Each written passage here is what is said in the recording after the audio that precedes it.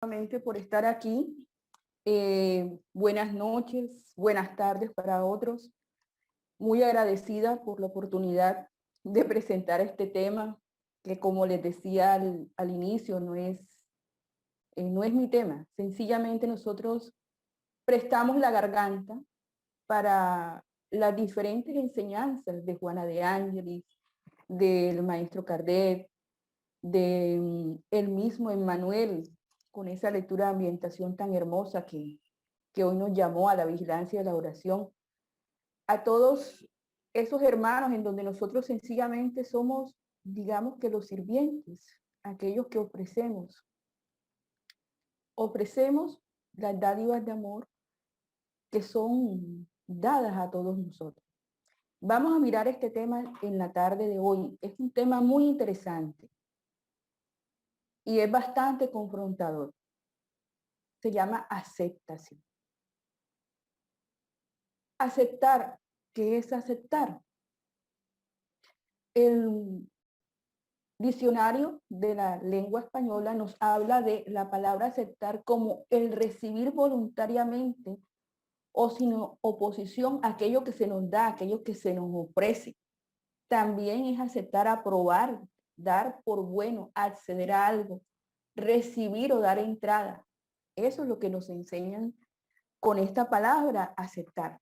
Es una palabra bien interesante porque en la psicología tradicional nos hablan de la aceptación como la capacidad. ¿Cómo así que capacidad? Es el talento, la cualidad, la actitud que cada uno de nosotros tenemos, porque esta habilidad para aceptar todos la tenemos, para aceptar algo. Pero ¿qué es aceptación? Sencillamente es asumir la vida tal cual como es, con los claros, con los oscuros, con las situaciones agradables o desagradables, pero tiene una particularidad y es no intentar cambiar aquello que no podemos controlar. ¿Y cómo hacemos para saber qué podemos y qué no podemos controlar? Muy inteligentemente, Emmanuel en la lectura de ambientación nos dio la clave a través del discernimiento. Ese talento que nosotros todos sin excepción tenemos, pero que a veces nos toca, digamos, que cultivarlo adecuadamente para que pueda surgir. En los procesos de, de aceptación, va de la mano de otros subprocesos, por ejemplo, el de la tolerancia. ¿Por qué es importante esto? Porque cuando nosotros aceptamos las cosas, podemos superar con más éxito las situaciones que estamos viviendo, no solamente a nivel material, sino a nivel personal. Es por eso que Carlos Gustavo Jung emitió esta frase corta, pero a la vez contundente, que aquello que nosotros negamos nos somete. Pero ¿dónde nos somete? En nuestra conciencia, en nuestro actuar. En cambio, cuando nosotros lo aceptamos, lo transformamos. Juana de Ángelis, en toda la serie psicológica que ella nos presenta, busca esa transformación de nuestro lado sombras, que son nuestras imperfecciones, en ese lado self, que en ningún momento es la eliminación, no, es la transformación, es la iluminación de esa sombra con luz, con discernimiento. Y es una de las habilidades más, digamos, importantes, porque es el primer paso para abrir muchas puertas. Por ejemplo, nosotros hemos tenido la oportunidad de mirar las reuniones de Alcohólicos Anónimos y de otro tipo de reuniones sobre adicciones. Y cuando uno se asombra, primero que dicen es, cuando están reunidos en grupo, soy X persona. A veces dicen el nombre real, otras veces uno ficticio. Y soy alcohólico. Y soy una persona con esquizofrenia.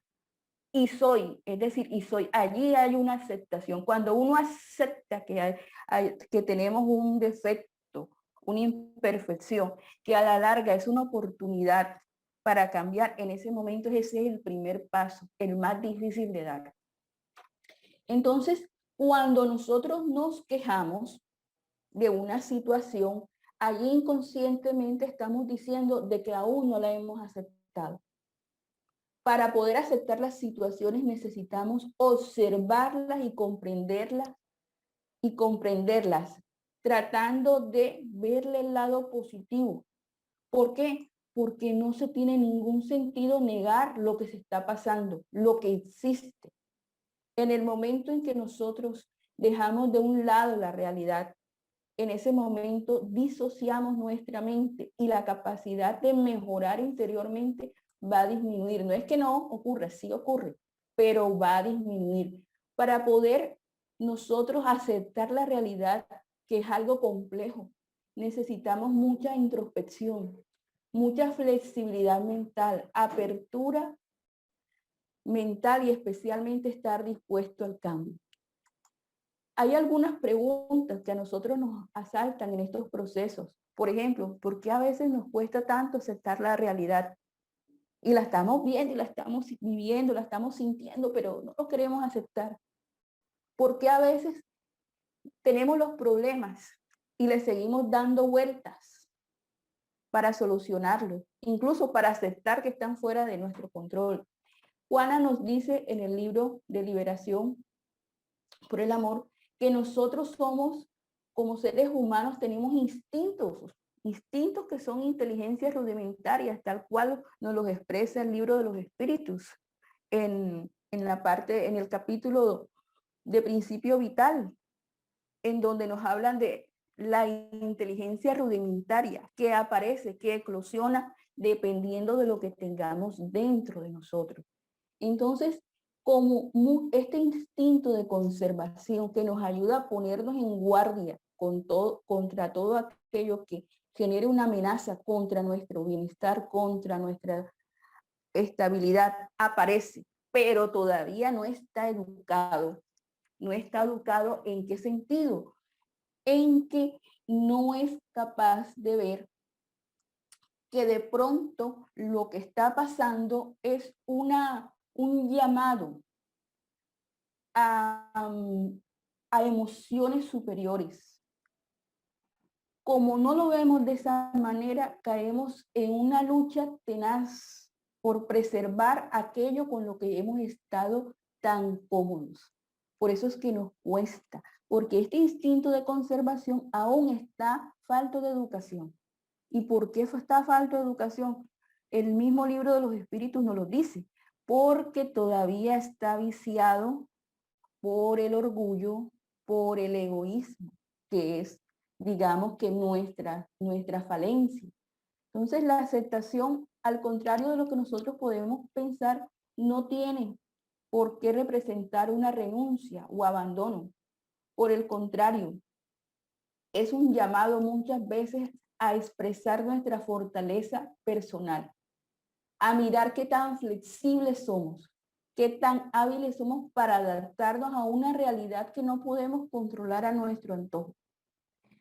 En estos 2 años, a este año y medio, 2 años casi, nos han dado a toda la humanidad una lección grande con esta pandemia que nos ha visitado. Nos han hecho mirar qué es lo necesario, qué es lo superfluo. Algunos dirán, no, desde el punto de vista material, no.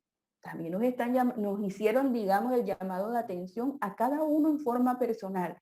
¿Qué es lo necesario y lo superfluo en tu vida? ¿A qué le tenemos que apostar en lo que nos resta de días físicos? Porque días espirituales vamos a tener bastante. ¿Cómo vamos a seguir viviendo nosotros? ¿De la misma manera en que vivíamos antes? ¿O este despertar que todavía estamos allí como medio adormilados? Puede ser, digamos, que el escalón para subir más alto.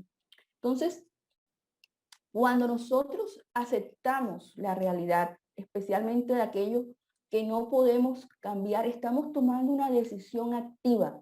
Estamos decidiendo por nosotros mismos con discernimiento, con vigilancia, que es necesario adaptarnos a nuevas circunstancias, especialmente adversas, y nos invitan a no quedarnos en la frustración, a no quedarnos en el enfado, en la en ese pensamiento de pronto cíclico que se llama rumiación, sino por el contrario, es necesario adaptarnos. Al aceptar la adversidad, nosotros escogemos aprender de ella. Y cuando escogemos aprender de la adversidad, también vamos a aprender de nosotros. Vamos a descubrir que por dentro tenemos recursos de pronto no tangibles, que de pronto no nos habíamos dado cuenta. Cosas que desconocíamos de nosotros mismos. ¿Y qué sucede? Allí en ese momento estamos aceptando la invitación que nos hacen de transformarnos, de hacernos mejor persona, de ser administradores eficientes de nuestras capacidades. Pero ¿qué sucede en la realidad? Que nosotros reaccionamos ante los imprevistos dependiendo de dos cosas, de lo que somos y del imprevisto. Porque de pronto un imprevisto que es muy sencillo de manejar para una persona, para mí es totalmente lo contrario. De pronto la intensidad del manejo de la emoción para uno es diferente. Cada uno de nosotros tiene unos imprevistos que sabe manejar y otros que para nada. Entonces ella nos dice que los imprevistos y los acontecimientos que resultan de los fenómenos existenciales muchas veces son inevitables. ¿Y qué sucede? Que nosotros resistimos a aceptarlo. Normalmente, ¿qué hacemos? Reaccionamos con ira y rabia cuando vamos a enfrentar el problema, creyendo que lo que nos está sucediendo es injusto. Al pensar eso, lo que hacemos es complicar más la situación y caemos en el estado de rebeldía. Y da hasta risa porque decimos, qué bien, yo soy rebelde, y lo decimos hasta con orgullo. Y resulta de que ella nos dice, no, el estado de rebeldía es bien grave, porque en ese momento en que te tornas tan rebelde ante lo que está sucediendo, vas a comportarte de forma desesperada. Y adicionalmente vas a generar angustias, desánimos, terminando por empeorar la situación, llegando incluso a esta lámina inferior izquierda, al suicidio. Muchos de los hermanos que se suicidan es por ignorancia, pero ¿por ignorancia de qué? Además de que existe una vida espiritual, la otra ignorancia es de la realidad como seres humanos. Entonces, nuestro enojo muchas veces exterioriza lo que sentimos en forma de impotencia, de miedo, de tristeza, de dolor, de impaciencia, de inseguridad, de decepción, olvidándonos de que la existencia carnal es de breve duración, que pasamos de esta niñez que vemos aquí a ser adultos mayores o senectud de un momento a otro. No sabemos en qué momento pasó rápido el tiempo. Incluso sentimos que parecía que fuera ayer, que éramos jóvenes, que éramos niños. Y resulta de que ella nos invita a que esta existencia, que es la mejor que tenemos, la aprovechemos. La aprovechemos al máximo, hasta el último segundo, de la mejor forma, no solamente desde el punto de vista material, sino de aquello que tenemos dentro. ¿Por qué? Porque la vida no es un fenómeno orgánico. No, la vida es, por el contrario, un elemento que es portador de contenido eterno. Entonces, cada experiencia, desde el nacimiento, tanto de alegría, esa experiencia, como de tristeza, hacen parte de las necesidades que nosotros tenemos en nuestra trayectoria física, de aquellas lecciones de vida que fueron programadas muchas veces antes de reencarnar para que ascendiéramos en la escala espiritual. Y ella nos dice, todo aquello que constituye para ti infelicidad, desventura o una acción mortificante, no solamente se reviste de fundamentos morales necesarios, sino que te sirven para exigirte, pero exigirte que a nivel interior, que nos regularicemos, que nos autoeduquemos para salir de los límites en que hemos estado durante muchas existencias. Y la única manera es esto, los estados de alegría y de tristeza, que ambos son necesarios de aceptar, porque siempre pensamos con la aceptación, con la parte negativa, con lo malo, ¿no? Hay elementos alegres que también hay que saberlos aceptar. Entonces, en esta escuela terrestre, todos en mayor o menor medida nos dan lecciones de acuerdo a nuestra necesidad espiritual, siendo muchas veces por cuando nos están dando la lección incomprendidas. Y es por eso que allí llega lo que nuestro hermano Luis decía al inicio: vigilar y orar, orar y vigilar, van de la mano, va a unir. En lógica significa que van, concurren simultáneamente. Es decir, el uno necesita del otro, no están aislados. Entonces, a esto nos están llamando, no de la vida ajena, sino de la nuestra, que es con la única que tenemos todavía posibilidad de educación. Entonces, Juana nos dice que el sufrimiento es un acontecimiento presente en todas las formas vivas.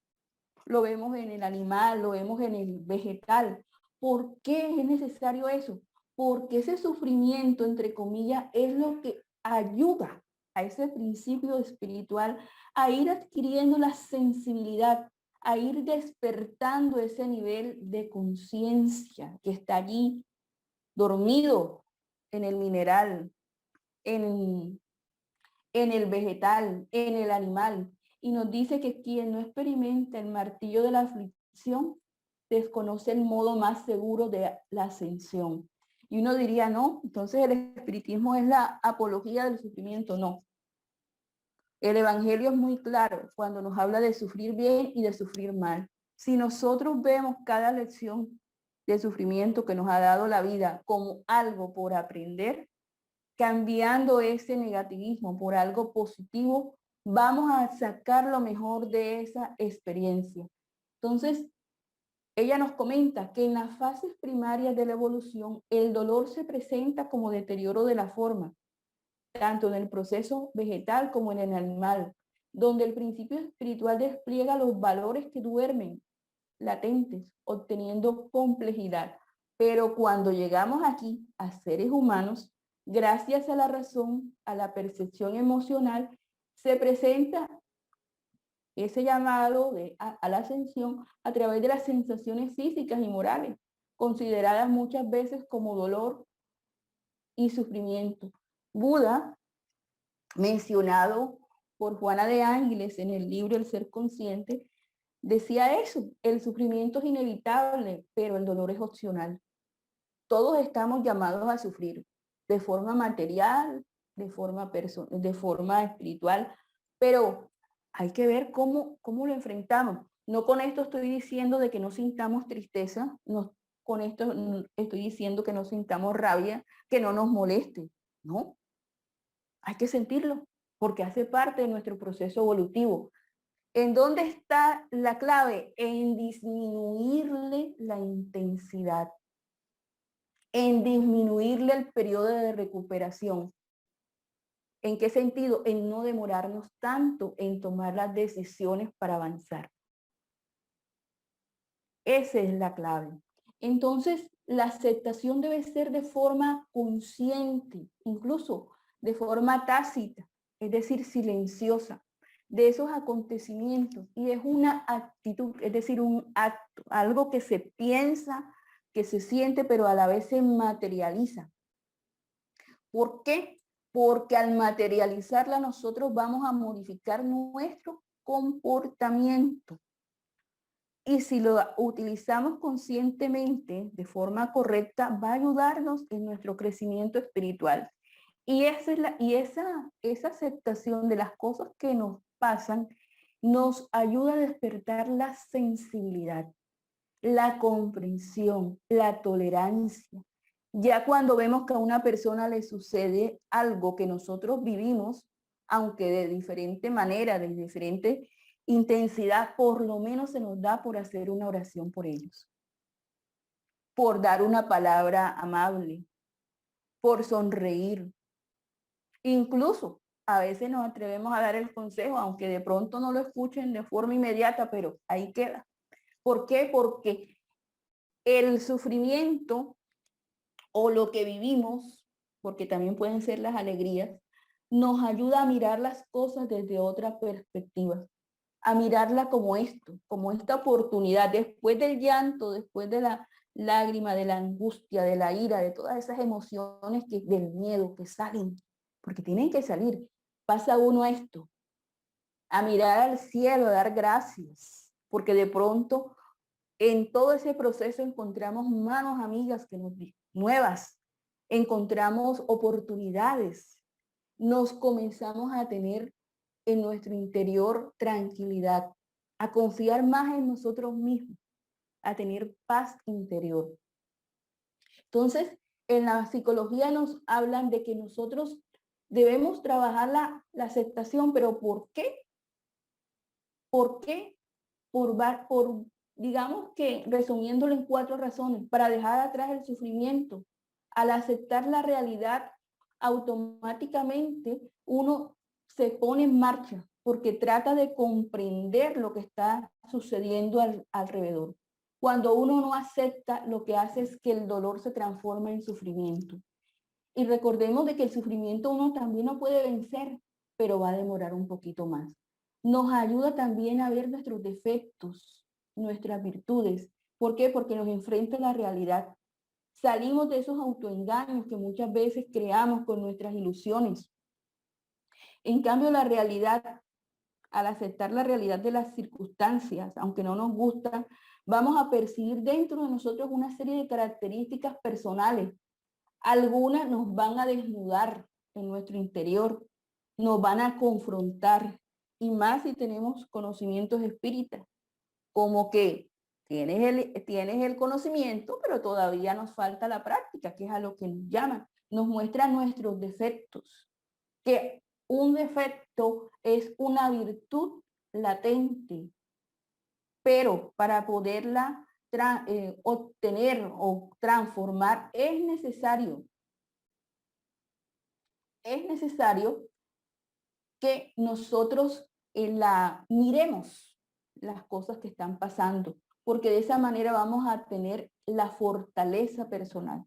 Y al tener fortaleza personal, vamos a tener una autoestima sana, no orgullo ni egoísmo disfrazado, porque hay gente que confunde autoestima con orgullo y egoísmo disfrazado, no. Una autoestima sana, porque nos va a ayudar a transformar aquello que no nos gusta dentro de nosotros. ¿Y cómo lo hacemos? Cuando aceptamos el defecto, cuando aceptamos la imperfección. En ese momento pasamos a otra cosa, a enfocarnos en la acción. Por ejemplo, si yo soy una persona desordenada y no lo acepto, continuamente me voy a estar quejando, pero especialmente voy a escuchar quejas ajenas de mi nivel de desorden. Y muchas veces lo que hace uno es, cuando uno es el desordenado, hacerse el loco. Y más si tiene una persona que pone las cosas en orden. Pero cuando es hora de cambiar, la persona que siempre nos colocaba las cosas en orden, digamos que se aleja y nos toca a nosotros asumir el desorden. En ese momento, si nosotros no reconocemos que somos unos desordenados, no vamos a poder cambiar, no vamos a poder hacer algo al respecto. Y adicionalmente hay que tener presente una cosa. Estos procesos son personales, no son rápidos, porque es un cambio de hábito mental. Cada quien va a ir al paso que mejor le corresponda. Y ahí es donde llega la ley del progreso, en donde cuando ven que nos estamos estancando un poquito, nos echan uno que otro empujoncito. Esto también nos ayuda a dejar el pasado atrás. Y uno dice, pero dejar el pasado, y ustedes hablan tanto de reencarnación, de vidas pasadas. Sí, es cierto, nosotros hablamos de vidas pasadas, pero también estamos hablando de una realidad que se llama vida futura. Una vida futura que estamos construyendo en el aquí y el ahora. Y para poder dejar el pasado atrás, hay que enfrentarlo. Hay que enfrentarlo, nos guste o no. Y ahí es donde uno entra a orar y pedirle al guía esa ayuda. Esas son las oraciones que a los guías les encanta. Es decir, por fin va a intentar solucionar un problema. ¡Qué bien! Y ellos son conscientes porque nos ven, saben hasta dónde podemos dar. Entonces nos van auxiliando, dando pequeños, grandes pasos, pequeñas, grandes victorias ocultas muchas veces. Así como hay infortunios ocultos, hay victorias ocultas, que nadie se va a dar cuenta, pero que nos ayudan a dejar el pasado, ¿cómo? Enfrentándolo. Viendo ese pasado como una oportunidad en el presente que estamos construyendo en estos momentos con el fin de una vida futura. Entonces, en ese momento, cuando nosotros conseguimos aceptar nuestra realidad, podemos abrazar nuestros fracasos del ayer, del hoy, de una manera más positiva. Y ahí es donde nosotros dejamos el pasado atrás, en el sentido de que lo archivamos dentro de las experiencias que nos ayudaron a crecer, esa experiencia que nos ayudó a transformar nuestro lado sombra en lado luz, en self. Entonces, una persona que no aprende a aceptar la realidad puede tener muchos problemas de bienestar psicológico, tanto en la parte de autoaceptación como de la aceptación de la realidad que la rodea. Entonces, si nosotros en algún momento sentimos que no podemos con el proceso de aceptación personal, busquemos ayuda, no solamente en la doctrina espírita, sino también ayuda en la parte de los profesionales de la salud, porque en estos momentos del tiempo la ciencia va de la mano de la parte espiritual en el sentido de que el conocimiento, por lo menos el que nos da la doctrina espírita, se está demostrando. Por eso es que estamos mirando lo que decía la definición de la psicología tradicional y al final estará el concepto de que nos brinda Juana, incluso que nos brinda, si alcanza el tiempo, el Maestro Jesús en una enseñanza del libro Abeluz, para nosotros ver cómo las cosas han ido evolucionando. Entonces, ¿para qué nos sirve a nosotros en la doctrina espírita trabajar la aceptación? Sencillamente porque necesitamos trabajar dos virtudes que cuestan, que se llaman obediencia y resignación. ¿Sí? Cuestan. ¿Y cómo uno a veces escucha la queja? Yo no quiero resignarme. No, no es que no te quieras resignar. De acuerdo a lo que dice la doctrina espírita, no es que todavía no lo hemos aceptado, no hemos dado el primer paso. El primer paso para la resignación es la aceptación, que es, como les decía, él cuesta muchas veces más. En el Evangelio según el Espiritismo, en el capítulo 9, bienaventurados los que son mansos y pacíficos, nuestro hermano Lázaro da el mensaje acerca de esta obediencia y de esta resignación que la doctrina de Jesús la enseña, que son virtudes ambas compañeras de la dulzura y que nosotros como seres humanos las hemos confundido con la negación del sentimiento y de la voluntad. La obediencia es el consentimiento de la razón, pero de la razón sin orgullo, sin egoísmo, la razón educada, con buenos hábitos, como nos enseña el maestro Kardec en la pregunta 685, en donde los espíritus hablaban de la educación, de esa educación a la razón como el arte de cambiar hábitos. Y la resignación es el consentimiento del corazón.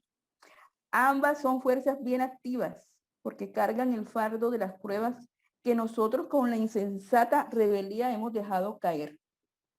El cobarde, cuando somos cobardes no podemos ser resignados. De la misma manera que cuando somos orgullosos y egoístas no podemos ser obedientes.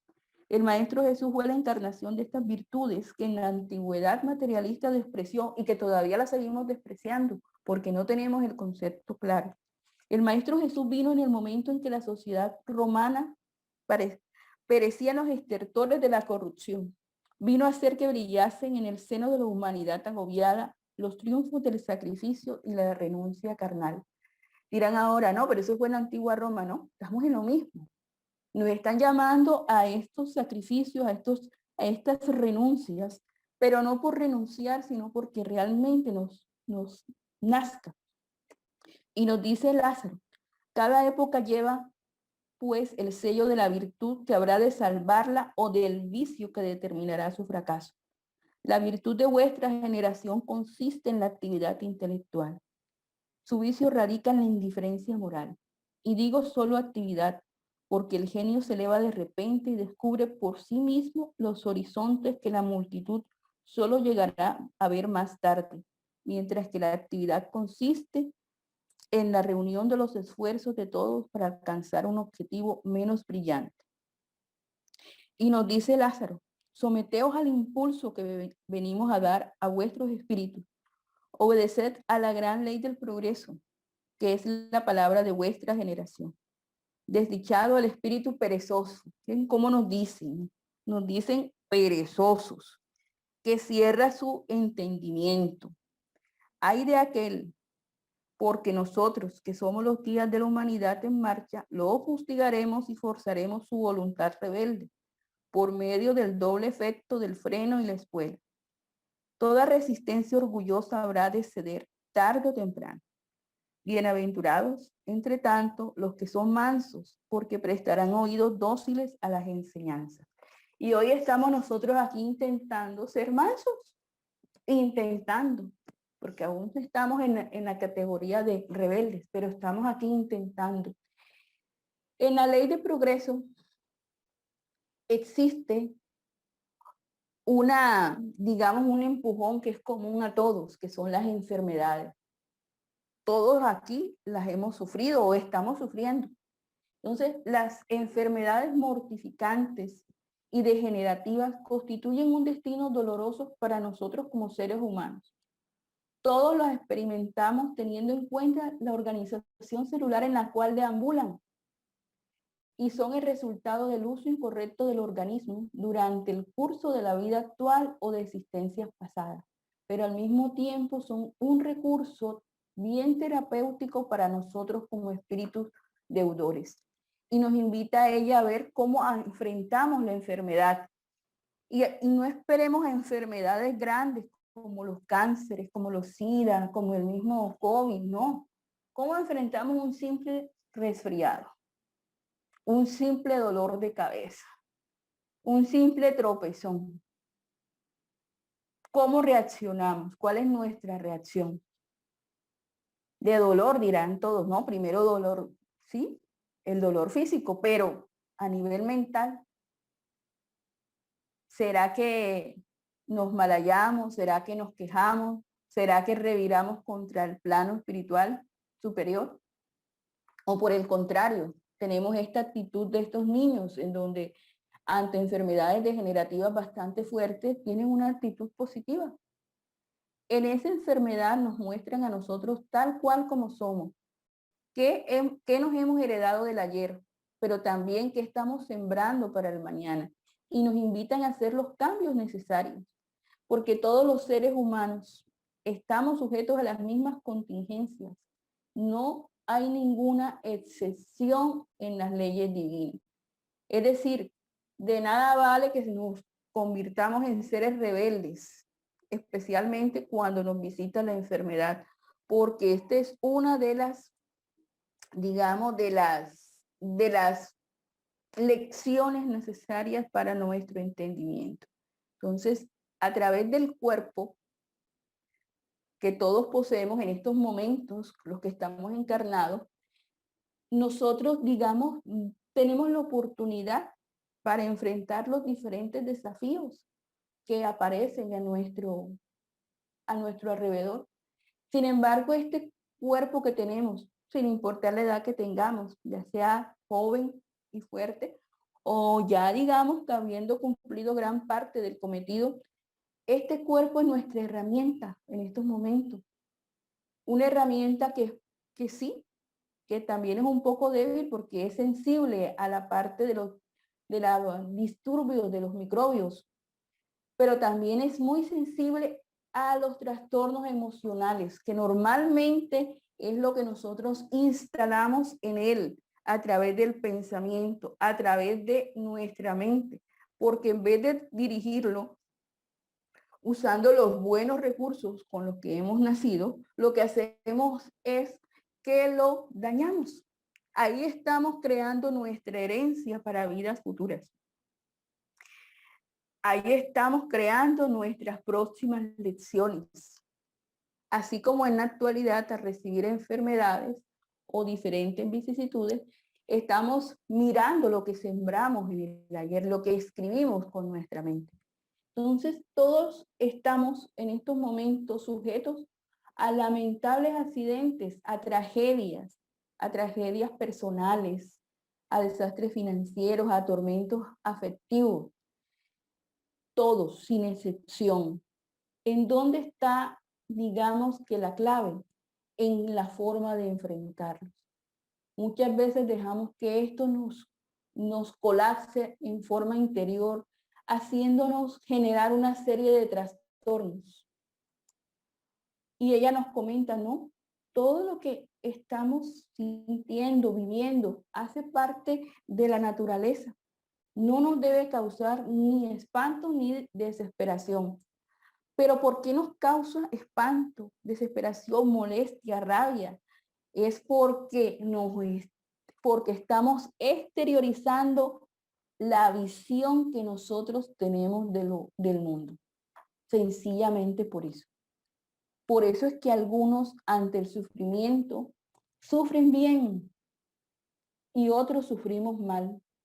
Por eso fue que la Corder en el Evangelio según el Espiritismo, en el capítulo quinto, bienaventurados los afligidos, en la instrucción que da, nos recuerda de que bienaventurados los afligidos puede por consiguiente traducirse de que bienaventurados los que tienen la ocasión de poner a prueba su fe, su firmeza, su perseverancia y su sumisión a la voluntad de Dios, porque obtendrán centuplicada la alegría que les falta en la tierra y a continuación del trabajo vendrá el descanso. Entonces, cuando nos presentan esto a cada uno de nosotros, es para mirar, para mostrarnos, en decirnos, mira, ¿qué es lo que tienes dentro? ¿Cómo estás mirando la vida? No nos están diciendo tu visión es mala de la vida, tu visión es buena, no. En estos momentos, ¿cómo estás? No que cuando me ocurre todo esto me vuelvo rebelde, me vuelvo grosera, eh, se dispara mi maledicencia, mis malas palabras, mejor dicho, un desastre.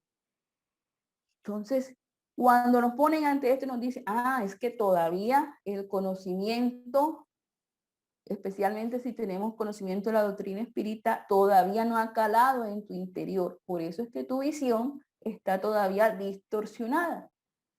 ¿Qué se puede hacer ante eso? Sencillamente tomar el conocimiento que se tiene y hacer el esfuerzo con voluntad, pidiendo la fuerza con la oración, la ayuda con la vigilancia para cambiar esa visión interior que nosotros tenemos. Eso es lo que nos están pidiendo, porque los estados de rebeldía, que es lo que nos caracteriza en estos momentos, lo que hacen es empeorar nuestro estado interior, desequilibrarnos más.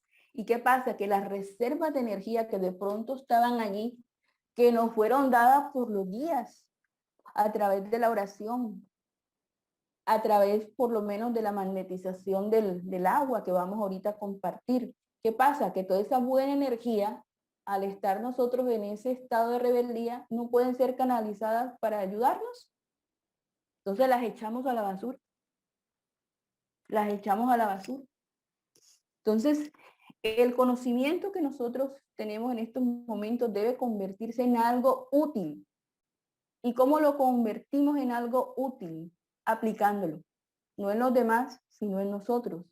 La aceptación de los hechos angustiantes que cada uno tenemos deben ser la mejor oportunidad para que nos demos cuenta de cómo estamos administrando las cosas que están sucediendo. es decir, cómo está nuestra conciencia. ¿Por qué la conciencia? Porque en la conciencia nosotros administramos de acuerdo a lo que comprendemos de las leyes divinas. Recordemos que nos dice el Libro de los Espíritus en la pregunta 621 que en la conciencia están escritas las leyes de Dios, pero que cada uno necesita ir a leerlas, comprenderlas y aplicarlas. Y cada quien allí tiene un proceso diferente. Y es por eso que en el Evangelio, según el Espiritismo, ese libro tercero, que es Leyes Morales, se desglosa como un tratado de psicoterapia, especialmente en estos dos capítulos, Bienaventurados los afligidos y el Cristo Consolador, en donde se nos presentan las causas de nuestras aflicciones, no para sufrir más, no, es para tener claridad, para encontrar el consuelo en el Maestro Jesús. ¿En dónde? Cuando uno comienza a tener ese consuelo, cuando la conciencia despierta. Nuestra conciencia aún está semidormida, tratando de enfocar. Entonces, nos ayudan con los diversos hechos, especialmente los hechos de la vida cotidiana, que es lo que a veces cuesta más. A veces nos enfocamos en los hechos trágicos y desagradables, y resulta de que en la parte cotidiana hay oportunidades grandes. ¿Por qué? Porque a veces con las cositas pequeñas es donde nos muestra nuestra realidad, nuestros grandes defectos o imperfecciones, que son nuestras oportunidades a futuro.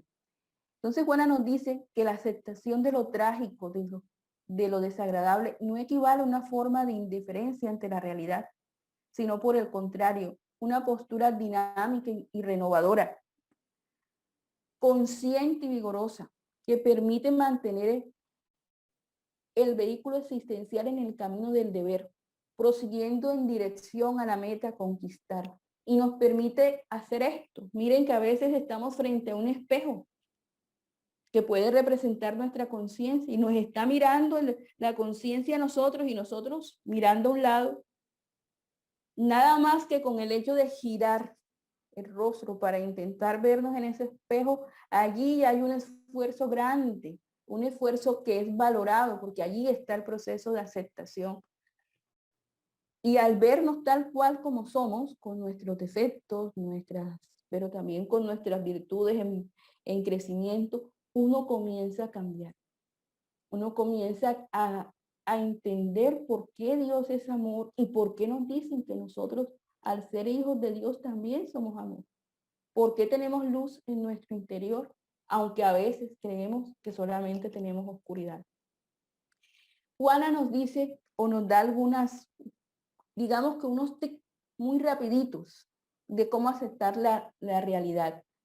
Nos dice que si alguien se debate en la enfermedad, el mero hecho de aceptar la enfermedad es cuidarse. El mero hecho de aceptar la programación, las órdenes del médico y de establecer un proceso de lucha para disminuir los daños de la enfermedad, incluso enfocado a superarlo, eso es un avance.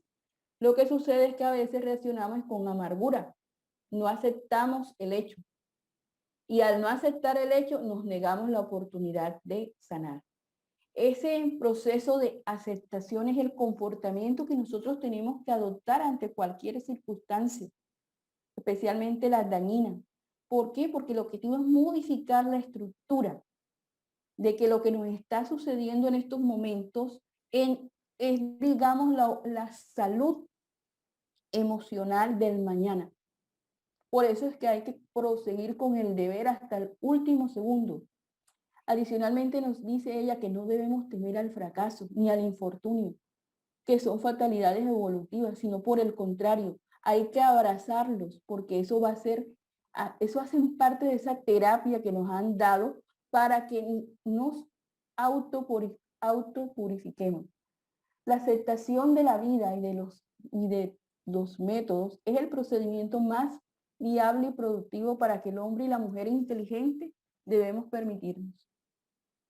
La psicología tradicional nos expresa lo mismo que Juana en algunos tips, por ejemplo, nos invitan a practicar la observación, pero la observación de nosotros mismos y de nuestro entorno, para ver las circunstancias, es decir, el establecer el aquí y el ahora. Nos invita también a eliminar los juicios de valor, es decir, no juzgar, no criticar, no quejarme, no etiquetar, porque esas acciones me llevan al sufrimiento. Y no tiene sentido quejarse y criticar lo que se está viviendo, lo que se está haciendo. También nos invitan a dejar de ver el lado negativo. ¿Por qué? Porque cuando vemos solamente el lado negativo, drenamos o permitimos que nos roben nuestra energía y al final terminamos sin encontrar la respuesta. Nos dicen, vivamos el presente. Es decir, hay que aceptar lo que estamos viendo, lo que estamos viviendo. Esa aceptación es lo que nos permite hacer algo al respecto, especialmente ante situaciones que se pueden o no se pueden cambiar. Al hacer esto, estamos utilizando una herramienta valiosa que es la educación, el aprendizaje. Hay que enfocarnos en la acción, es decir, ¿qué puedo hacer aquí y ahora para sentirme mejor? Hay que aceptar el dolor.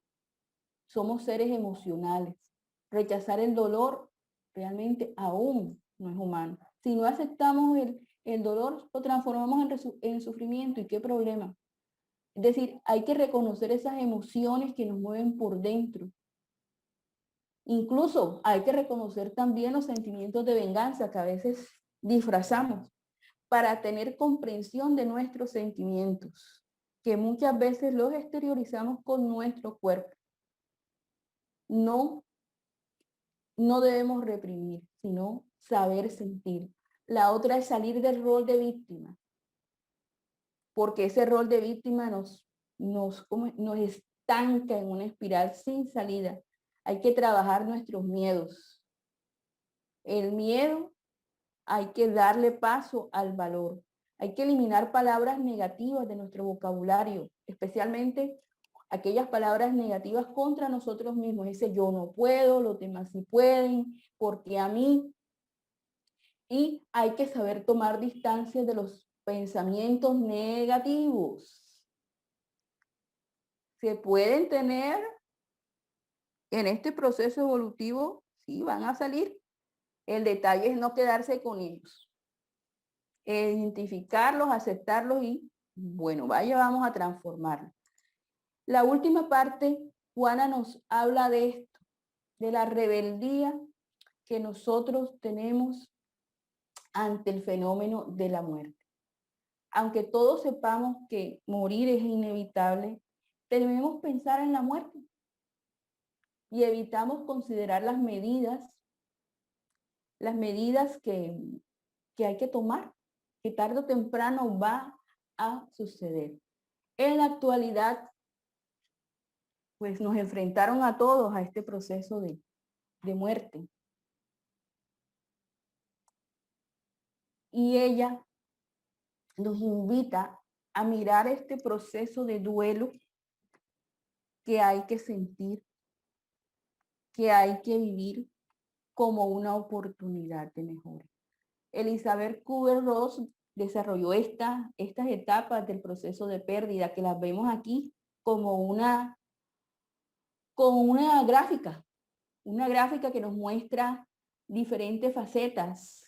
Y acá este psiquiatra también nos las muestra con otro número de pasos, pero realmente se concluyen y nos hablan primero que lo primero que pasa en un duelo, no solamente en la pérdida de un ser querido, sino ante otras circunstancias, la pérdida de una pareja, una pérdida financiera, de una amistad, incluso una pelea, es que nosotros quedamos en shock. En ese momento nosotros quedamos ante una sensación de apatía, de estar fuera de la realidad. Luego muchas veces ocurre una desorganización que está también dentro de ese proceso de shock. Nuestro cuerpo se altera, nuestra mente también. Llegamos a una parte de negación, es decir, negar la realidad. De esta forma podemos estar esperando la llamada de la persona desaparecida, podemos actuar como si nada ocurriese. Luego sigue muchas veces la culpa, La culpa que consiste en los pensamientos recurrentes, casi obsesivos, en relación con aquello que podíamos haber hecho para evitar el suceso. Y especialmente la culpa aparece cuando no nos hemos podido despedir del fallecido o si las relaciones con la persona no eran buenas. Tenemos también la ira, la rabia, que muchas veces la dirigimos hacia los familiares y amigos que nos han ayudado o los que nos están ayudando un poco más, incluso hacia aquellas personas que todavía disfrutan de aquello que hemos perdido. Por ejemplo, si hemos perdido un familiar, una madre, un padre, otras veces esa ira la dirigimos hacia los personal sanitario, incluso hasta la persona que ha fallecido en el caso de muerte. Bueno, ¿por qué te moriste? Hacia Dios. No, ¿por qué a mí? Dios, ¿por qué es injusto? Hasta que llegamos a la parte de la depresión, en donde uno comienza esa fase adaptativa más realista. En ese momento nos hablan ambos psiquiatras de que el proceso de duelo va en la forma adecuada. En alguna de estas etapas, cuando digamos que no se presentan o no se enfrentan, llega un famoso duelo patológico, en donde se retrasa, en donde es peor, hasta que llegamos a las últimas, que es la ansiedad, que es el miedo a lo que viene. ¿Por qué? Porque hay un cambio, ahí en ese momento es donde la realidad comienza a tocarnos, ya nos dimos cuenta que no está la persona. ¿Cómo vamos a sobrevivir? ¿Cómo vamos a satisfacer las necesidades que nos brindaba? Hasta que llega la parte de la resolución y aceptación, que es cuando ya nos adaptamos a la pérdida de la persona y podemos asumir las modificaciones en nuestra vida. Ahora, no siempre se alcanza esta última fase de resolución y adaptación. Estos procesos son personales, cada uno los vive de forma diferente. Por eso es que vemos que algunos reaccionan con rabia, otros con risa, ¿ya? Otros con llanto. Cada uno tiene un proceso diferente. Y Juan al final nos define la aceptación como el resultado de un análisis tranquilo de lo que sucede, en calma, pero para dejarnos conducir por Dios, que lo gobierna todo con inefable amor. Compañeros, muchas gracias por su compañía y por su atención.